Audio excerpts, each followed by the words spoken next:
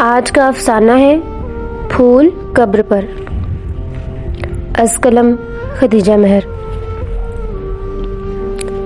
اماں ہمیشہ سے کہتی رہیں کہ ہم تمہارے ساتھ ہیں، تم کوئی لاوارث تو نہیں ہو، تمہارے پیچھے تمہارا باپ بھائی اور ہم لوگ ہیں نا، کوئی مسئلہ ہوا تو ہمیں بتانا۔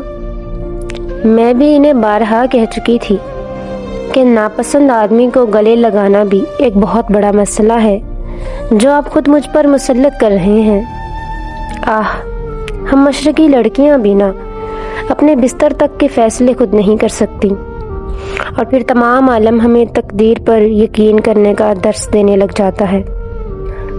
کیا بڑے لوگوں کو اپنی مرضی کے فیصلے کرنے کو تقدیر کہتے ہیں؟ اگر ایسا ہے تو پھر انجان اور نہ سمجھ لوگوں کے فیصلے کیوں تقدیر نہیں مانے جاتے؟ ان فیصلوں پر غلطی اور گناہ کا ٹھپا لگا کر منصف بننے والے ان لوگوں کی کس نے ایسی تربیت کی سمجھ سے باہر ہے؟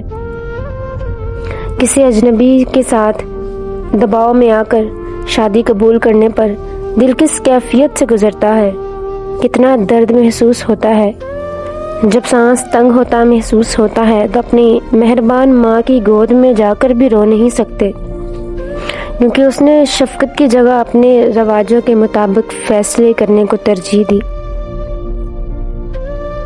حبس زدہ دن اور رتجگی شاموں کے تمام مراحل طے کرنے کے بعد مجھے رخصت کر دیا گیا۔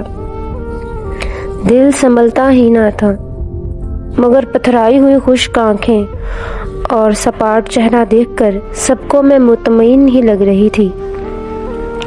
میرا شوہر کوئی روایتی شوہر نہیں تھا، اس نے میرے بناؤ سنگار کی تعریف کرنے کی بھی زحمت نہ کی۔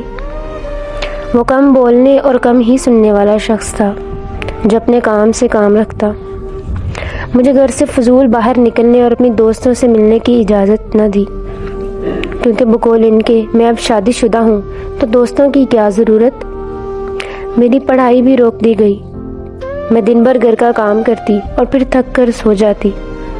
میں نے خود کو حالات کے رحم و کرم پر چھوڑ دیا، مزاحمت بند کر دی، اپنے خوابوں کو دفن کر دیا، زبان کو سی لیا۔